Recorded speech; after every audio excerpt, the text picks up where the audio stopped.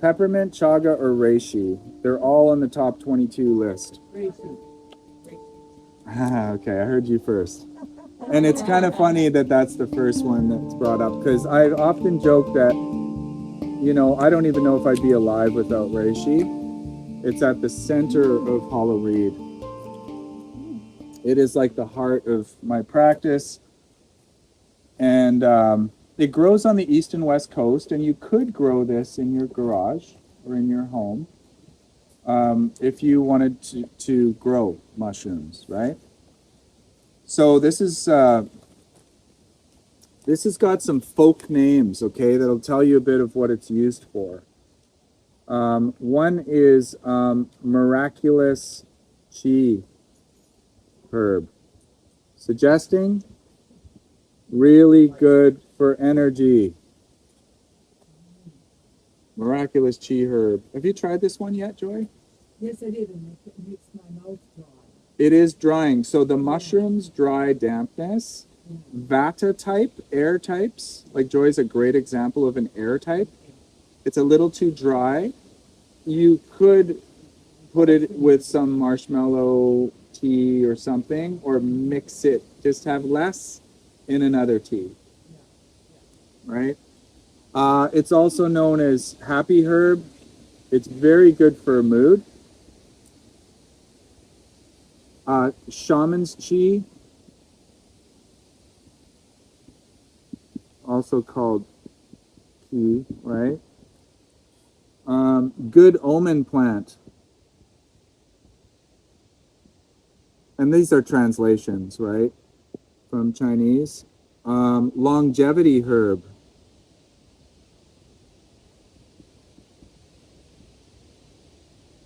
Bedroom mushroom. Gee, I wonder what that means. Yeah, I know, right? Make some reishi garlic soup. See what happens to your unsuspecting partner.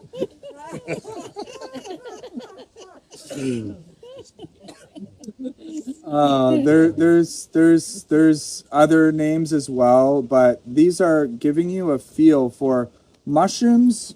Bring chi, like these literally are the sex organ of the organism, right? These are technically more animal than plant, botanically. But the reishi, you know, is giving that chi. That chi keeps you strong, but it also takes chi to have visions. Okay, so cordyceps mushrooms was used a lot by the shamans in like the northern India. The mushrooms bring chi, and the chi strengthens visions. But it's also bedroom mushroom. It's also very, very high. And now I'm going to get a little more scientific here. It feeds, what did our ancestors eat? Primarily? Berries, mushrooms, meat, yeah, roots, and inner barks, and leaves, and animals, like fish and so on, right? But think about how many people you know are eating inner bark recently, right? Berries, some, hopefully they're wild, right? Medicinal mushrooms are particularly high in components that we want. Guys, could someone say what page is reishi on? It should be sort of in your zone of your book here. I'll see if I can find it.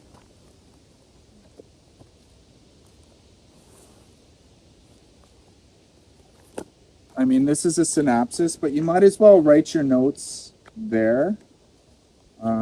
It should be in close to alphabetical. It's on page like 36-ish. Whatever number that is. I love how we say. It's the same as raspberry. Yeah. Okay, great.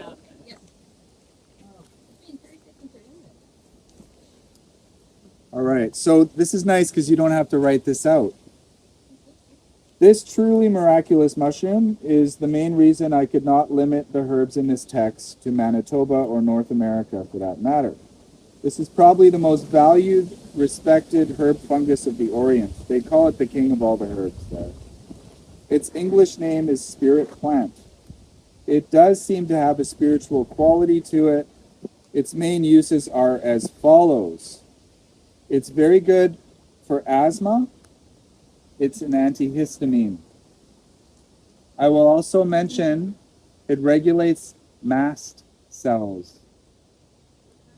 M-A-S-T, mast. They produce histamine and are an increasing issue in our world. Yeah, mast cell activation is a real problem. It's worse with stress, poor digestion, chronic immune fungal yeast problems in the body, bacterial chronic infections. It's the mast cells that are being activated, and it causes all kinds of problems. But just remember, reishi is good for asthma, low immune function, because those roots, berries, mushrooms, inner barks, they're all filled with some polysaccharides, okay, that are also known as glycoproteins, as polysaccharides, glycoproteins, also have been called glyconutrients. Imagine that your immune system, for it to work, is like an alphabet. Have you ever written a letter with half the alphabet available?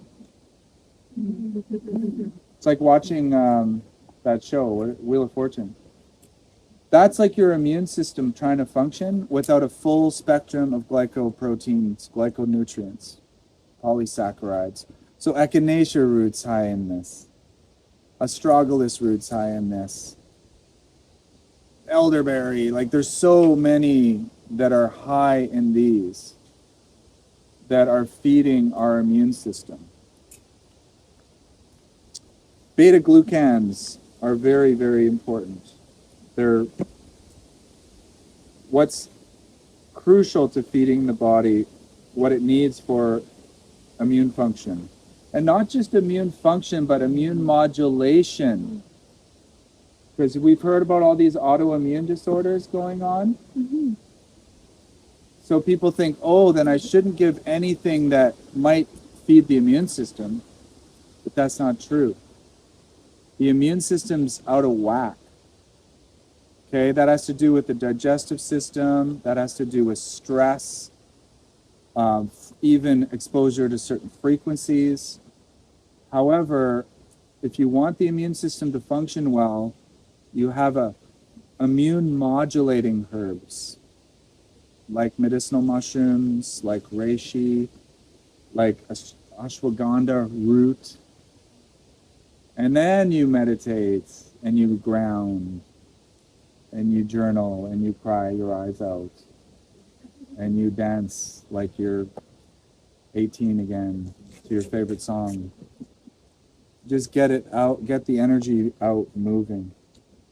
Okay, the list goes on. It grounds vata, right? So in Ayurveda, that's nervousness, anxiety, paranoia, too much thinking, too much energy in the brain, going mental. Going mental is a thing. Too much brain energy. Reishi? No. But you can add that. It's very well known to ground the Vata dosha, V-A-T-A. Vata types have sensitive nervous systems. They talk a lot, they move a lot, they think a lot, they're really far out, they're researching a lot, they're windy people. And then the mushroom, the reishi, grounds them. But it grounds nervous energy. And it also brings you in your heart, and it relaxes the heart, which they call supporting Shen, heart spirit, S-H-E-N. Usually hemlock. That's where you try to get your reishi from. And you got to watch that when you're buying some brands. They can grow reishi on other menstruums or like composts and sawdust type. What's that? How do you spell hemlock? Hemlock, Hem, and then lock. Oh, that's me. Yeah, Lock. Yeah. But what are the big issues with the heart, guys? High blood pressure brings it down. Cholesterol brings it down. Tightness in my chest and anxiety relaxes it. Gets rid of knots in the chest. Gets rid of knots in the chest. Because part of it is excessive thinking equals excessive worry. Like, this is not our friend a lot of the time. And as a result, to drop into the heart space like you were, there's a beingness. That's Shen. That's where things relax and you trust more. Your blood pressure goes down. You feel more like good medicine, so to speak. Good omen plant, spirit plant. It's very, very protective. So how do you, like, how is it provided to people? Is it tincture? These days, for cholesterol, I like the tincture. Hmm. Because certain components come out in alcohol that don't come out in water when you boil it. Hmm. The medicinal mushrooms aren't the best as teas because they don't taste that good, and you gotta sort of heat them for like 30 minutes or so. And then they're kind of bitter. Does anyone want to taste reishi? One drop? Remember, we need the bitter flavor, yeah? I've been doing a lot of trauma therapy recently, and like, most of us are kind of stuck in our fight, flight, freeze response. Sure. So anything that can get you into the rest and digest part of your nervous system is gonna. Yeah, see how that can help. I'm so happy that that's being talked about more. How do we shift into parasympathetic nervous system? And a lot of it is just grounding, right? And the mushrooms are grounding. We also sell a ton of powder. And these are extracts. So 8 kilos of reishi goes through an extraction process and becomes 1 kilo of concentrate. So you just put like an eighth of a teaspoon in your coffee or in your soup or in So your... the powder is just as good as the tincture. You can open this and look at it That's if the you powder want. I It's was a talking blend. about. The powder is just as good as the Tincture? Yeah, because these are extracts. Be careful when you're buying reishi, though, that you're not just buying ground up reishi powder. Because you also, there's mycotoxins in mushrooms that you have to heat to kill or tincture to kill. Yeah. So, like, when you buy this 5 mushroom powder, Those are extracts usually, but the way to tell is it'll say 8 to 1 okay, or 10 to 1 extract. yeah, okay. So that one is like lion's mane, chaga, reishi, cordyceps, turkey tail, all in one. And you just take a little bit every day. A little bit every day to But the feed the ones immune you say, system. like, if you bought them in a regular store, you'd have to look for what?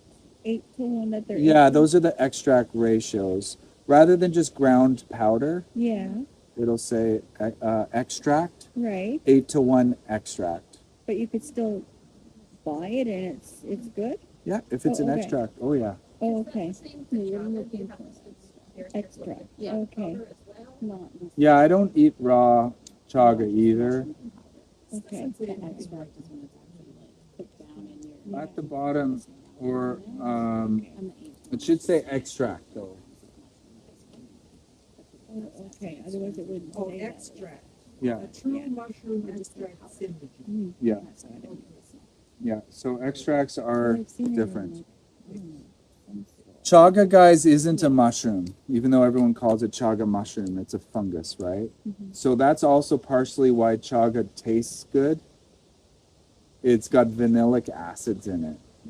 That's why it tastes so delightful, and it doesn't taste like a bitter mushroom. That's which one? The- Chaga. the chaga. Yeah. So the reishi is a mushroom. So let me finish reading this. It strengthens the heart. It's also really good for the liver. It's considered a powerful longevity tonic that slows aging. It's very, very high in antioxidants, like chaga. Those antioxidants are drenching us and protecting us from free radical toxins that are trying to create damage and inflammation in our body. And we create free radicals just breathing and eating. Okay? It's not just from pollution exposure and, excessive toxin intake. So what are free radicals? They're ripping open our cells to complete themselves energetically and creating like a chain reaction of damage. And that leads to degeneration and inflammation and degeneration. So the reishi is an antioxidant like chaga, an incredible antioxidant. So that's protecting our whole cardiovascular system from getting inflamed, and then the body sends cholesterol trying to heal those cells. And the cholesterol builds up and builds up and builds up. But if you can keep the inflammation down, that's a huge part of the win. And we do that with antioxidants. So take your reishi or your chaga, eat your blueberries. Doesn't have to be too complicated or expensive. So even though you don't really know what food you might have eaten or whatever that has the free radicals, this will help. Exactly. Yeah, okay. Yeah. And the less inflamed you are, just, think of inflammation as almost like a vehicle rusting, Okay. right? Well, red blood cells are all about iron. Right? Iron, did you say? They carry a bead of iron. Yeah. Every red blood cell has Yes, a microscopic bead of iron. And if you think of what oxidation does to iron, Right. when it's moistened, it causes it to wear away a bit. By the way, in Chinese medicine, guys, bitter is the flavor of the heart. So there's a saying, what tastes bitter at first turns out sweet. What tastes sweet at first turns out bitter. Right? So motherwort, I said, is for grief. Very bitter. Right? Some herbs that are really good for the heart are very bitter. And,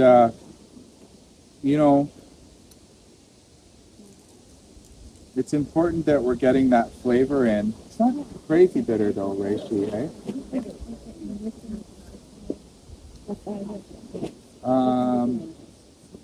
Right. Yeah, and so it's very calming. So think of reishi for the person who's anxious, not grounded, got a lot of fear, maybe getting sick frequently, low energy, so they're using a lot of false energy stimulation. Yeah, I'm talking about you. I think I'm talking about like most of our civilization right now. It also has antimicrobial action. It's been proven effective against bacteria, fungi, and viruses. Okay, can it get any better here as we go? Now, here's what you're wondering. Why are we taking a mushroom to deal with fungi in our, because we end up with yeast. This is a big mistake a lot of naturopathic types make. They think if you have candida overgrowth, which is very common these days, and the amount of sugar we're ingesting, and the poor digestive systems, that you shouldn't have anything fungal, like mushrooms. But that's not true. Reishi not only pumps up your immune system so you can fight the chronic infection and gives you strength, but it has beta-glucans in it. Have you heard of biofilm before? That the candida is hiding in and other things are hiding in? Biofilm. Biofilm is largely comprised of like beta-glucans. So when you ingest a substance that has beta-glucans in it, it actually, your body has to produce an enzyme called beta-glucanase, which is used for breaking down what? beta glucans, aka biofilm. Does that make sense? I don't, that, so this actually helps you deal with like candida overgrowth. Now the So the tincture, naturopaths, when they're saying not to eat the mushrooms, they were just talking about the stuff, those mushrooms in the store. it depends. Some Oh, of them okay. are anti-fungi. Anti-fungi. If you have like candida overgrowth and things like that. Oh, so really, But it's a confused thinking oh, pattern. confused. Okay. I think we're growing out of it. Oh, okay. I think we're growing out of it. But that was a narrative for a while. For a while, yeah. Kind I of like, remember them telling don't me that. use anything that feeds your immune system if you have an autoimmune condition. Okay, wade in the water, see how you respond. Don't go max dose right away. You shouldn't be doing that with anything that's detoxing you anyways. And then if your symptoms feel like they're getting worse, maybe back off and try a different adaptogen or immune tonic herb modulator like ashwagandha instead. Because ashwagandha is used in MS. And MS is an autoimmune condition.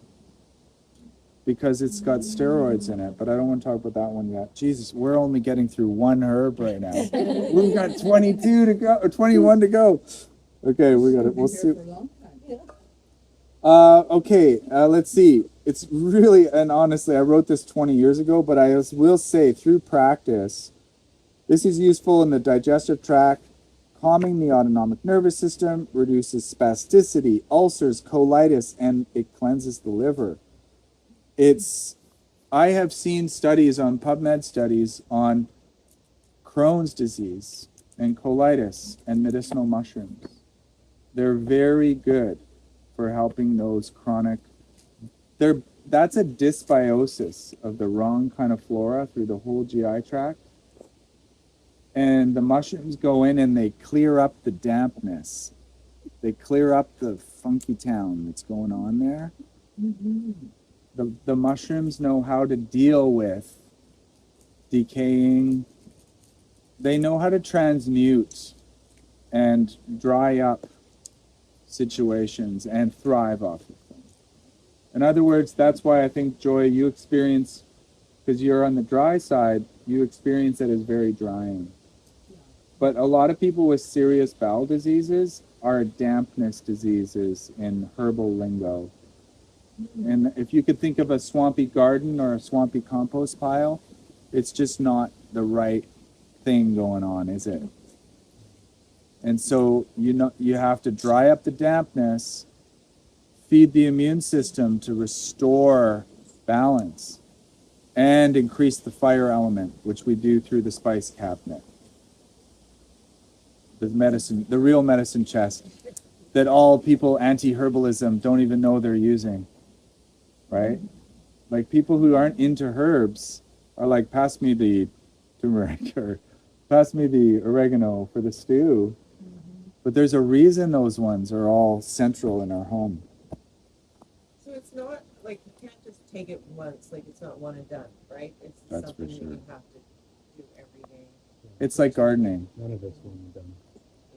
It's like That's what gardening. everybody, I think that's what the pills, that's The pills are good at getting rid of the symptoms to get rid of the underlying dysbiosis or problem, whether it's, so for example, depression. I've been doing a lot of research on mental health and bipolar and things like that.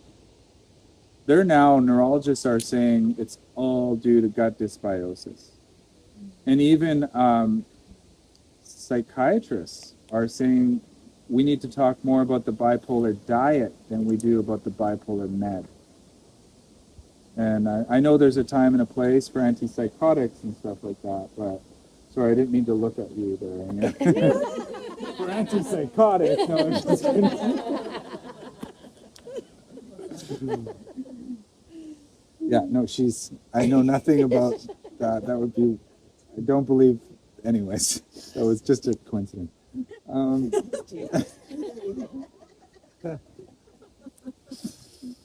But the point is, we're getting rid of the symptom instead of we're addressing the underlying problem, and it's so cliche, but imagine a low-functioning garden that's like too wet, not enough sun. So it's molding and things aren't growing. Right? I have a solution for you. Go to the place, buy a bunch of chemical spray, and spray it on everything. That'll fix everything. Right? Not at all. It didn't change anything. The whole conditions are the same.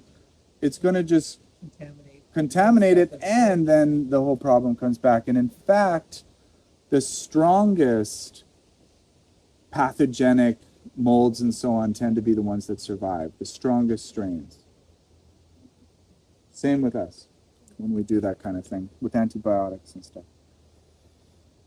Not to say there's no room for antibiotic use. I don't like speaking too extreme, but it helps you move into your heart chakra. It's also very grounding. Commonly used to treat cancer, AIDS, chronic fatigue patients. Yeah, all that. You get the feel for reishi. It's each one of these we could look at as a doctor, like as a physician, that's going to go in and but it's going to especially suit certain people, like overthinkers, anxious, right? Maybe chronic candida, chronic sinus, or chronic bronchial infections. I saw a study out of Asia where 2,000 people with chronic sinus and bronchial infection had like an over 80% non-returning bronchitis after being on reishi for like 6 weeks. So it's changing the ecosystem that is the body. Is reishi okay for pregnant people? I don't do anything that might support the immune system in any the body, from my understanding, it kind of tampers down the immune function during pregnancy because it doesn't want to risk rejecting the fetus. And I have seen some people that have gone into considerably early labor who were accidentally put on like echinacea root, high dose for cold. That may be a coincidence, but that was not my suggestion for them. But I don't really promote a lot of heavy immune tonics during pregnancy.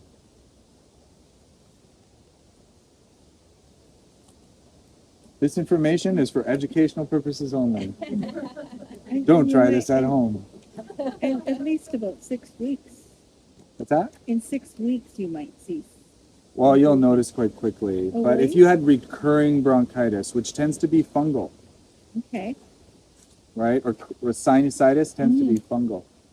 Or let's say you have an infection, like in your tooth or whatever, you're not just taking antimicrobials to fight it, you're taking something internally to feed your immune system and restore your strength. Because this is also considered an adaptogen, which is it's feeding your. Think about it. It's meant for reproduction. It's bringing you life force, shaman's chi. It's an adaptogen. So a lot of us in the modern age are burnt out. We've been burning the candle at both ends, and we've processed as much. We've probably processed like 30 times as much information as our grandparents. Think of how much information we've processed and adapting we've had to do. And that's why the adaptogens are herbs for strength, stamina, and stress relief, which also promote the immune system. This one is David Winston and Stephen Maimes. M-A-I-M-E-S? Maimes?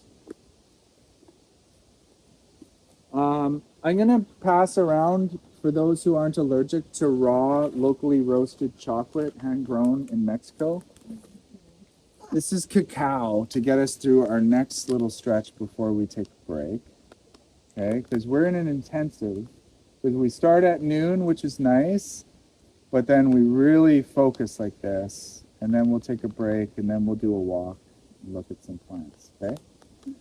So cacao is high in antioxidants, but it's also really known for stem cell rejuvenation and promoting stem cell production in the body, which speeds healing and rejuvenation. So just pour some out in your hand if you want.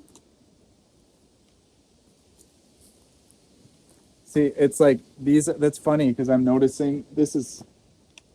We pass around the mint for uplifting, and we pass around the cacao, which is very similar to like I grew up with after eights after dinner. Yes. It's like mint and chocolate, basically, right? Oh, Like, right. okay, so reishi, who's it not good for? Basically, pregnant Oh, well, that's good to know. people. Not much else. I would just say with these high dose extracts that are on the market, more is not better. And don't take it day after day after day for months and months and months. Because what makes something a medicine or a poison is the dosage. Herbs will start to produce the symptoms they normally treat when you exceed the dosage. It's like the yin yang, right? It's like you get a fever so hot that you get the chills. Mm-hmm. Or I gave someone ashwagandha once for energy. I said take like half a teaspoon twice a day. And they came back like a few weeks later and said their lymph glands were swelling. And I said, well, that's weird because normally it treats lymph glands swelling. So how much are you taking? And she said, well, I've been taking around 3 teaspoons a day. And it's like, that's not the dosage, right? What was it you said? 3 teaspoons a day. Ashwagandha in her smoothies. Yeah. Because people get this idea like, I want real results. Yeah. Yeah. Yeah, that's roasted here. Yeah. By a Mexican lady who's so passionate about her product. A bean. Is that like a bean or is that? Yeah, it's a bean. Mm-hmm. It's the bean. I think it grows on a tree if I'm not mistaken. Yeah, cacao beans. Yeah. Oh, it landed like this in my hand. Is that a bean? Yep. Or is it? Yeah. Okay. Oh, okay. Normally they're much Yeah. bigger. Yeah. Normally it's ground up. You never see that part. Okay. A lot of chocolate, unfortunately, that we buy in the grocery stores has got tons of mold and other things we don't want to think about in it. That's why pure chocolate is, oh yeah. A lot of people who have sinus problems and autoimmune, and they got to watch foods high in mold like chocolate, peanut butter, popcorn, certain things. And often they crave those things. My husband's three favorite things. Organic popcorn, or does it just depend on how it's kept? That's a good question. Because that's what I try and buy is only organic, because I heard that all corn is GMO now. I know. I hate saying that about chocolate and popcorn because they're 2 of our favorite things Chocolate to is snack pretty on. awesome. What's that? Chocolate is pretty awesome. Yeah. To go back to small factories.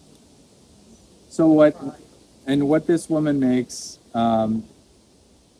is she makes chocolate bars now with reishi in them because the cacao is said to be a heart opener, which is why you hear about cacao ceremonies for opening your heart, and it's filled with antioxidants and promotes the stem cells. And if you get good quality and it's not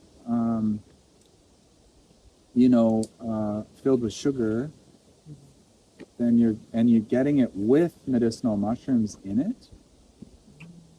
That's also why chocolate and magic mushrooms have often gone together traditionally. Yeah, it's very heart centering chocolate. Can you give us her contact information? Yeah, for sure. I'm trying to remember her name of her. I'll give it Terra Madre. Terra Madre. Yeah, she's got a Instagram. Terra Madre. And yeah, she's got an Instagram, and her products are also at Hollywood. Okay, so what's the difference between chaga? Has anyone here who's had chaga tea? Everybody, right? You haven't tried it yet? Last night? Did you have some made here? The Oh, you chaga know chai? chaga? Yeah, there's chaga chai out there, you'll see. Okay. Yeah. Awesome. Yeah, it'll be nice for the afternoon. I have a question. Did you put fenugreek in the chaga chai? In the chai spice, a little bit of fenugreek. Yeah, she Yeah. was tasting. That's impressive. Yeah. Fenugreek's pretty amazing. Is that all that you put in there was just chaga chai and a little fenugreek?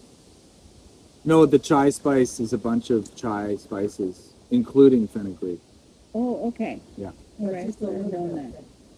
But So- straight chaga, how would we use this differently? Like, so all the mushrooms, and in this case fungi, generally do what? Give us chi, feed us with these glyconutrients, beta glucans, give us these antioxidants, right? Adaptogens. They're all adaptogenic. Okay? They all have antiviral, antibacterial components to them.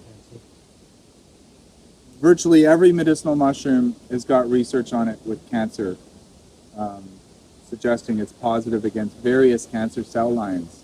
Lung, prostate, you name it. Did you say antioxidant already? Yep. But chaga specifically is really well known for energy.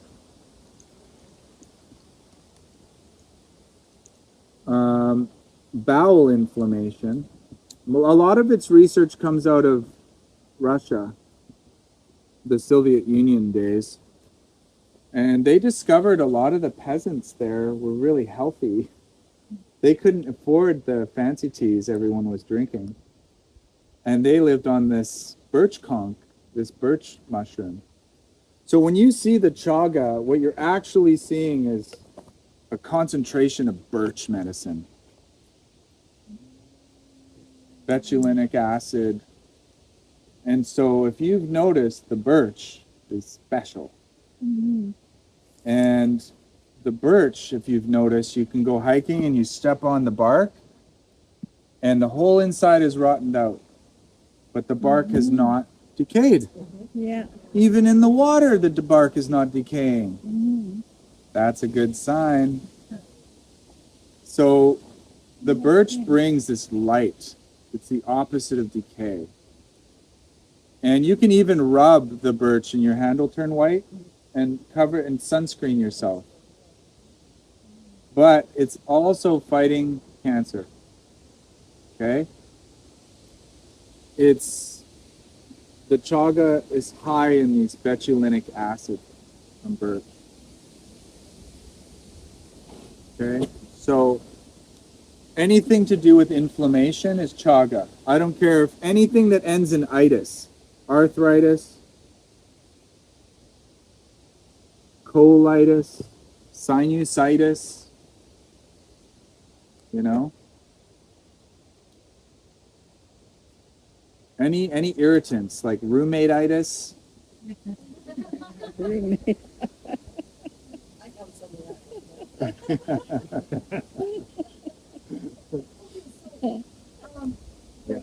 mushrooms are really good for you, but they're really drying. So is there something that you can take that will counteract Yeah. that dryness? Some of them will be more drying than others. Chaga is quite astringent too. But you would need to be doing other more kapha foods on the side. Like let's say you got along with yogurt, or you have like marshmallow tea or slippery elm bark in your teas. You bring in like shatavari, all the moist yin herbs. Okay, so if you do that along with the mushrooms, then the dryness. Yeah. worth trying. How are we doing for time, guys? Almost 3. No. Yeah. We sat down at 12. Yeah. It's 5 to 3. Okay, we're gonna finish chaga. We'll take a break. Okay. And you guys did amazing. It's just I hope I pay attention to if people are still, or if you start to get that like. Giving us these, Yeah. I know. I have practice. It's intentional. Like I'm gardening the group with the. So the arthritis, any bowel inflammation, it's definitely got lots of use with cancer. But also as a smoke, I'm not telling you to smoke it like in a pipe, but I have had elders share that if you inhale the smoke, it strengthens your visions. I've also suggested people inhale the smoke from headache, and it's been very helpful multiple I've times. done this. You have? And did it help? How do you? Great. You would just, so when you get a chunk of chaga, Like your chocolate and chocolate. yeah, you could grate it on a grater, or you could just like if you had a small chunk, you just whack it and then just light it on a plate or something, get it smoking. Yeah, like that. Just smoke. I've had that before. It's nice, actually. The smoke, even just as an incense, right? But you mean Very For earthy headaches. incense. for headaches? Yeah, Yeah. you've used chaga for headaches too. It was Okay. in relation to the First Nations Okay. things that were going on, but Where would you buy something like that? yeah. Like the chunks, not many places. Hollow Reed, we stock it. That's the only place I know of, but I'm sure it's There's a around. lot of it in my world. It's Online. everywhere. I don't even pick it anymore because there's just so much. Yeah, maybe connect with her and do a trade or something. But Birch trees. Medicine walking your place. this is very well. Next summer, maybe we could do some sort of who knows what combo trip out there. But normally, the way people work with this is put this in like a pillowcase or something, and then like whack it with a hammer, and then you'll get small pieces. Because this piece of chaga would do a pot like this big, right? So you don't need that size of chaga in your pot, and it's very hard to break. Get a good knife that would chip off there pretty good. Yeah, you could whack it, but it's one of the hardest substances found in nature. Is the outside of this chaga? I forget what it's called. Yeah, what did you call it? Chitin. Yeah, The fungus outer shell. I've met some First Nations that take this off and only use the inside. But most of the research I've seen is not suggesting that. And also the big debate with chaga is to boil or not to boil, right? 45 minutes. Yeah, so if you want, my understanding is, this is the thing. The betulinic acid only gets released through boiling, right? Bring it to a boil. You don't have to boil it super long, but you can. However, there's concern that some enzymes get killed off when you do that, like the superoxide dismutase enzyme, which is very important for detox. So what some people do is they'll do one where they bring it to almost a boil, a pot, and one where they bring it to a boil, and then they simmer them down and combine them. That's clever. I usually just briefly bring it to a boil and drink it that way. So when can you keep it made in your the crock chaga pot. tea, did Mhm. you put a piece of that in our tea, or you had some chaga powder? That is chunked up, like it's broken up into little chunks. And that's how you made that. Yeah, Chaga with tea. chai spices. Okay, Yeah. with some spices. But is there other ways that you buy it at, like there's no chaga tincture? Well, yeah, there's Oh, chaga there is. tincture I passed around. I think that, or is that peppermint there? And then there's the powder. Oh, well, it's got the other ones in it too. Oh, Yeah, you so can I get see, just right, straight just chaga, though. powder. Oh, Yeah, it was okay. just a regular chaga. But because it's such a nice tasting tea, right? And the animals love it. My cat, who lived to be about 24, Wow. yeah, she was in a lot of pain, and as soon as I had put chaga in her, she started drinking it like crazy. Oh, wow. Really? Yeah. And then not only that, she would meow like, you know, those really uncomfortable meows when she wasn't getting it, because it's pain relief. It's pain relief. What am I forgetting about chaga? I mean, that's a lot, but like I've met people who were walking like this in pain from injuries until they started drinking chaga daily. There are some concerns you're getting too much minerals. Like maybe don't drink it every day. Don't drink it black like coffee. Dilute it so it's a light amber color or like a medium amber color if you're going to drink it a lot, like ongoing.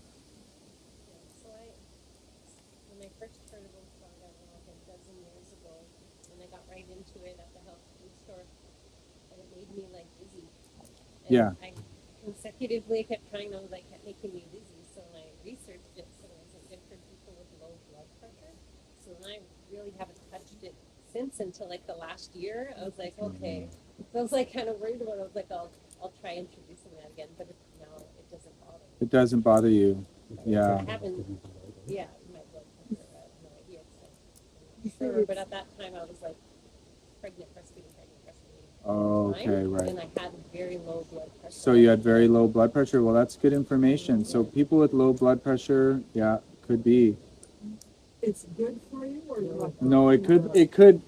See, part of the thing is like, oh, it's so interesting, but a lot of people's constriction of their blood vessels too is in response to inflammatory compounds in the blood. And so, for example, with migraines from exposure to perfume or exposure to something, that's where anti-inflammatory herbs are really good for those kinds of migraines because they're like feverfew and chaga smoke, and because they're so anti-inflammatory. But that also can really relax and dilate the blood vessels as a response. Okay. I'm not saying that's why it did that with her in particular, but there's also, I will say, it's not a one size fits all. I know people that love ashwagandha and they take, 100 drops of it 3 times a day. And I know people that have had 10 drops and had to lie down and have a full psychedelic journey on the couch. So it's always good when you're trying a new remedy. Some people get a rash from aloe vera. It's rare, but I've heard of it. And so just getting to know, is this my medicine? Is this my ally? How does this fit with me? And start with less. It's weird because I know a lot of all these things are good for us, and especially turmeric is so good for us. I can't take it. You can't take turmeric. I can take it, shake it out food. I can Yeah. cook with it, Yeah. but I can't take the tablet, the pills. Right. The tablet. You can't take the They pills. make me Oh, sick. oh, that could be the curcuminoids. So curcumin, I've seen this happen where, yeah, it can be hard on the liver. And I had no idea what was going on. All of a sudden, I was like, Yeah, that's the thing about, we have this idea that the more powerful, the better. And it's the, not just you, but I mean the people making the product. Oh, we'll sell more if ours has this much of this and it's the highest of all the things. But first of all, it's not always the best use of plant material because there's only so many, we should be respectful yeah.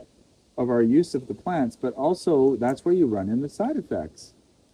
And Well, not it only, was now, what's that? not like the. I know, but those, if it's a concentrated curcumin extract, In that's curcumin, curcuminoids, right? So they're extract from turmeric, not just ground turmeric. That would be different. And this is another example too. Like, I had a woman once, and we'll finish this stretch with this, is just that sort of walked softly, and she had high blood pressure, and she was taking different medications that weren't helping. And so she came to see the herbalist, hoping it could help. And I introduced her to hawthorn. And I told her to take what's commonly recommended, which is 30 drops 3 times a day. Mm-hmm. And she came back a few weeks later and she was singing the praises of hawthorn. And her blood pressure has finally come down and And I said, great. I said, how much are you using? And she said, just what you said. I'm using 3 drops 3 times a day. And I said, 3 drops 3 times a day. She said, yep. I said, great. The bottle will last you longer for one. Yeah, that's right. It's less hard on the hawthorn tree species. And we don't necessarily need more. So after Right. that, did you prescribe less for everyone? I often, like if someone starts reishi, on the bottle it might say start with 45 to 60 drops. Yeah. That's the standard recommended. Yeah. I suggest you start with 15 to 20 Okay. drops. Right. And do that twice a day for like 10 days. Because it's also detoxing you. Yes. Then, if it's feeling good, you can always go up a bit from there, especially if you're working on blood pressure and it's still not down. Right. Then you can go up to 35 drops 3 times a day. Mm-hmm. Or 30 drops. You know, Yes. like some people are more sensitive. You could ask people or know yourself. How sensitive are you to things?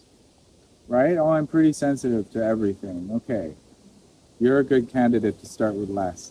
Whereas you get these kind of burly construction worker types that might not feel much. Like they could drink a half a bottle of whiskey and barely feel it. They're likely going to need a little more of a jackhammer dose. But I still suggest they start light as they're detoxing. And if they get results at that dosage, great. Okay, so that's a wrap for, we made it through chaga and reishi. Uh-oh. Only what, 22 more to go? Oh my God, well 20 now, but